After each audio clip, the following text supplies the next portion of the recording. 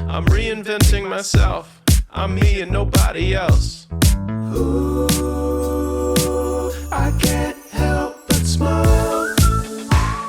Hello, my good people, and welcome to another one of these things and my new digs. My new digs are why I haven't been here lately on YouTube. I've been busy trying to get this place together. The new space here is actually why I have a new lens to talk about.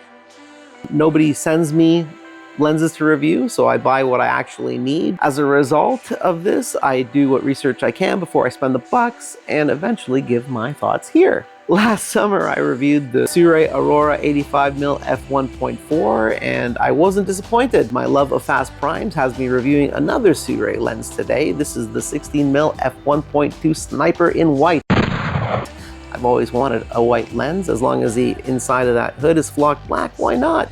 By the way, that hood comes off really nicely and goes on very securely. 16mm is the 24mm equivalent on full frame, which is a very handy focal length. And also, a lot of creators working in tight spaces like myself now can still get a comfortable talking headshot in, all while knocking out the background a little bit.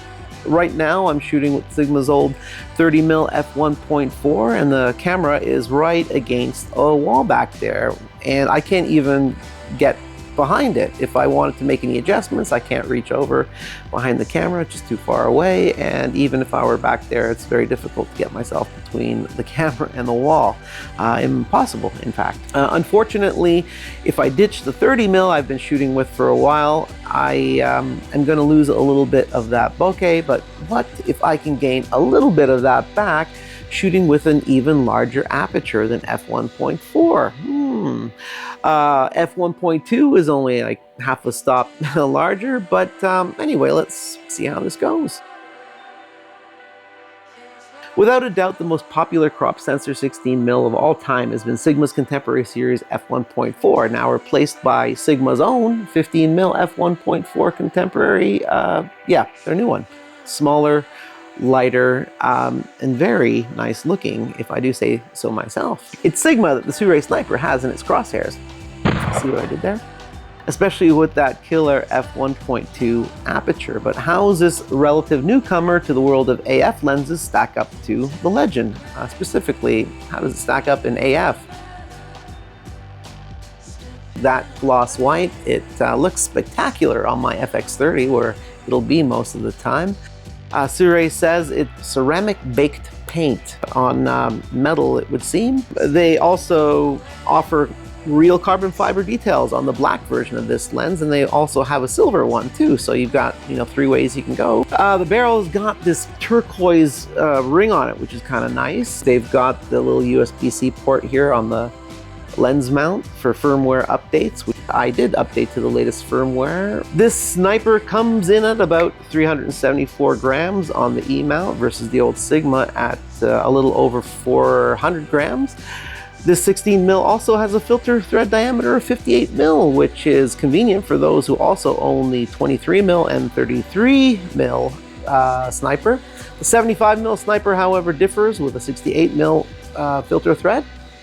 We have a whopping 11 rounded aperture blades. The optical formula is 14 elements in 5 groups. For those of you who like an aperture ring, that may be a disappointment. We're also without an AF on-off switch. I dig both of those things when I have them, but no deal breaker personally when I don't. By the way, this focus ring turns super smooth. It's got just enough dampening to it. Some may want a little bit more than this, but I like it. We have no weather sealing, unfortunately. Now, this would have been a practical way to differentiate from the competition rather than all the fancy finishes and stuff. I'm going to be using this lens primarily for talking head content like this, if you didn't get that from the title.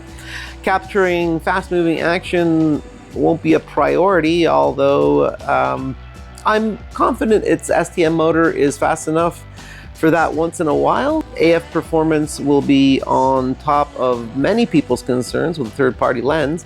Your flavor of camera mount will weigh heavily as a factor in how this lens performs.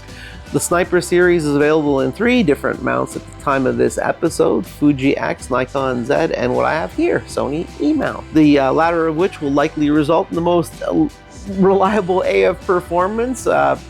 It's just the way it is. I did some tests prior to updating the firmware, and the results were shockingly poor. I quickly realized that was because my AI autofocus detection was set to bird AI. Once I finally got my act together, I found the AF performance to be more than snappy enough for me. I actually didn't find all that big an improvement between having the firmware updated or not. Some have suggested this may not be the lens for video people who are reliant on AF. I'd argue that depends. If you're shooting fast action, maybe it's not for you. A reviewer said that focus breathing got worse after they updated the firmware. Perhaps they were talking about focus pulsing, like before it locks onto focus. Firmware can actually only really affect focus breathing when you're shooting with a native Sony lens with focus breathing compensation available. Otherwise, focus breathing is an optical characteristic that's not controlled by firmware in any way. This lens does exhibit some small amount of focus breathing, but very little and nothing to be concerned about. So Sirui's Sniper series of lenses is based on Sirui's Nightwalker series of lenses. Those Nightwalkers are manual only lenses. They're cinema lenses meant for pulling focus manually. And oddly enough, the Sniper lenses with AF are actually cheaper than the Nightwalker series. It's probably because of the heavy-duty build of the Nightwalker lenses, and apparently the 16 is the sharpest of the bunch. And things are quite decent at f1.2 in the corners and the center, but very sharp if you just stop down to f2. But really, who uses an f1.2 at f2? Come on. Well, I mean, there are those occasions when you'd want to. It does have rather lackluster contrast, though, at the minimum focusing distance. It can get a little bit ghost-like, so you're going to want to watch that. Just stop down to f2 if you're at the minimum focusing distance, and then everything clears up. CA and flaring, any chromatic aberrations are well controlled, unlike what has been reported from the other lenses in the series. That being said, flaring is prevalent in this lens, and I actually don't mind using flares for dramatic effect. It's something I like to do. Cue the Michael Bay jokes. I don't normally test for chroma unless I'm buying a lens for Astro, but credit to Christopher Frost, of course, who always tests chroma. And in his tests, the chroma was minimal, he says, and I kind of trust the guy. He's been doing this stuff for a long time. Distortion. We have little to no distortion with corrections turned off, and surprisingly, very little vignetting. Good news there. Bokeh, one of my favorite topics. This is a wide-angle lens, so even at f1.2, what can we expect to do about those distracting backgrounds? It turns out we can do quite a lot. I was really pleased to see how smooth backgrounds were, and bokeh balls are very beautifully round with the help of those 11 rounded aperture blades. As far as color goes, I found color to be natural and pleasing. No odd color casts or anything. There's some character in the bokeh, but you're not going to get character out of some warm tones or something. It is quite true to life. Contrast is good to excellent.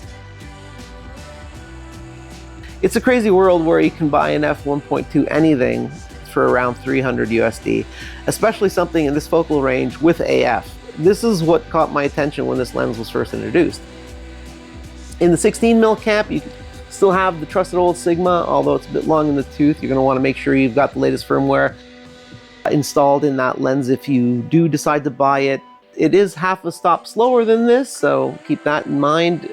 It can easily be found on the used market for probably a little less than you'd be paying for this, or new for about $200 more than you'd be paying for this. The Sigma 15mm Contemporary, the new lens, is about $580 USD. I'll leave that up to you. Well, if you haven't figured it out already, I am keeping this lens. With the Sirui 16mm F1.2 Sniper, even in my new smaller studio space, I can easily fit myself in frame here. Tons of room while softening up my surroundings a little bit. I've got room behind the camera. I can touch my camera. Everything's great. Anyways, as usual, I hope you got something out of this one, or somebody got something out of this one out there. If so, please consider throwing me a like and subscribing with notifications to make certain you're not missing any of this content in the future. Until next time, keep working to make your chosen idea a reality. Peace.